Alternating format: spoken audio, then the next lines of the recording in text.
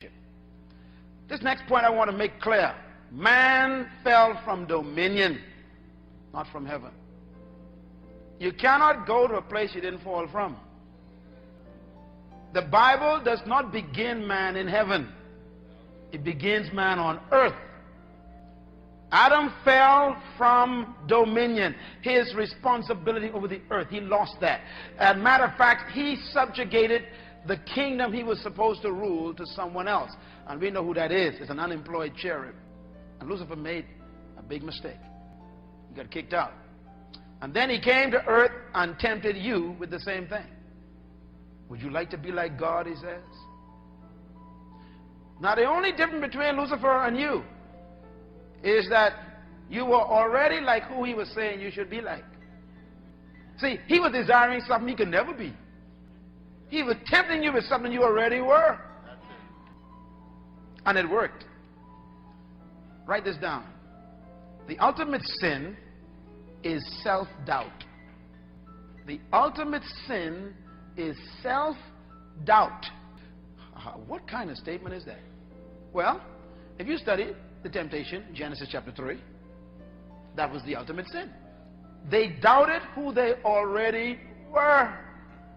I mean, God said in chapter 1, they were like him in his image, in his likeness, in his nature, in his character already. Here comes Satan saying, you ain't really like who he says you are. So they doubted who God says they were in order to attempt to become who they already were. Scientists and psychologists have concluded that the number one problem of humanity is not money, poverty, sickness, or anything. The number one problem of humanity is identity crisis. We don't know who we are, so we're trying to be everybody else. We keep doubting our own ability, our own value, our own nature, so we keep putting on other people, trying to be. Matter of fact, some of us are so low, we become like animals, trying to be like animals. And that's why Jesus came. Jesus came to give us back our self-image. Now, he couldn't give us back our self-image unless he could show us what it looks like. So the Bible says God became flesh and dwelt among us, and we were able to behold. Behold means to look, to see his glory. What is glory? Nature. So we could see ourselves. That's why we love Jesus so much. You know, the people who followed Jesus in the New Testament 2,000 years ago, I mean, these were all kinds of people. Rich, poor, pagans, I mean, everybody, religious people, everyone followed him. Why? They liked what they saw. Why? Because they saw themselves. They saw what it looks like to walk on water and dominate the earth, or to speak to trees and they die, or to speak to fish and they fill a net, or to literally stop a storm. I mean, they saw the human spirit controlling the earth, and they said, I like that. So they followed him everywhere he went, to the point where they almost starved to death. And he took 3 loaves and 2 fishes and he multiplied. They even saw, my God, he controls atoms. He could split an atom in a roll and make it multiply.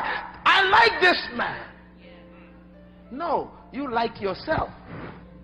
You get it after him, God. You like what you saw that looks so natural. Why? Because it is. He spoke to a tree and they became shocked. He said, why do you worry about speaking to a tree? You could speak to mountains. In other words, what are you guys?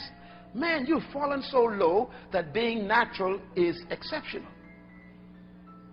I'm going to try one more time. He said, you have fallen so low from who you really used to be that being natural is exceptional. This last point, trapped in every human spirit is a hidden leader. And every man is searching for that dominion again. It's a very important statement at the end here. Every human fell from dominion, and that's what they're searching for. You always look for what you lost. Isn't that right? Come on, talk to me.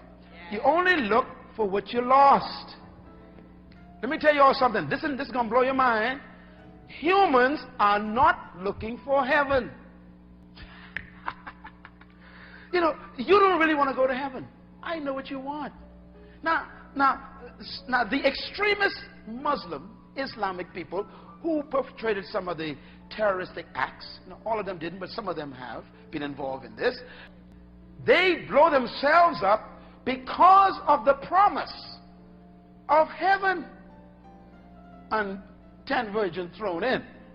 Now, why does heaven attract them so much? The same reason why it attracts you. You and the Muslim and the Buddhist and the Hindu are all motivated by the same thing, heaven. And that is not the motivation. Why do Christians do what they do? Why you stop drinking? You won't go to heaven, man. It ain't liquor. You want liquor bad, but you won't go to heaven. Y'all talk to me. You're motivated by the same thing. I used to be motivated by heaven. Heaven ain't my motivation no more. Heaven is dangerous. That's why the people would crawl on their knees up the rocks in Mexico and light candles and kiss the statue's feet and stay there and hang on and almost starve to death, because there's a promise that if you are faithful to a certain saint, then you will go to heaven. Heaven is dangerous.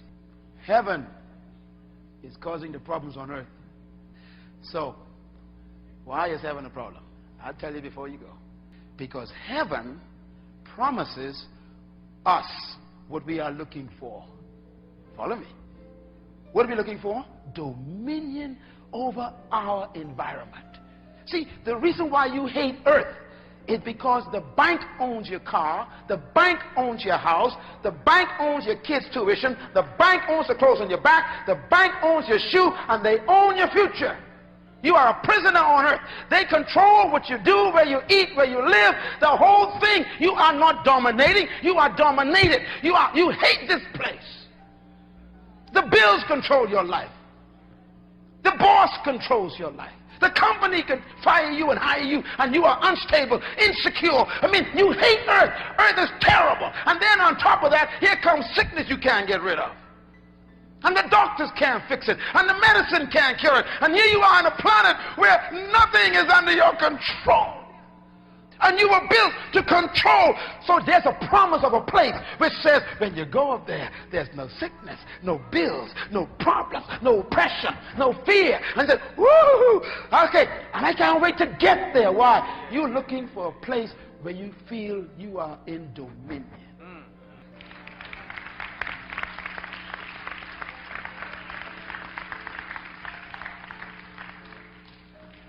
That's why you love heaven. Heaven promises you dominion. The only problem with heaven is that the Bible never promises you dominion in heaven.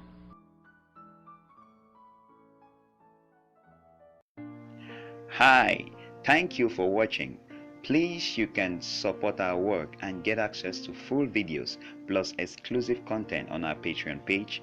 Don't forget to subscribe and hit the likes button. Please share this with your friends and always check the video description for more fun stuff.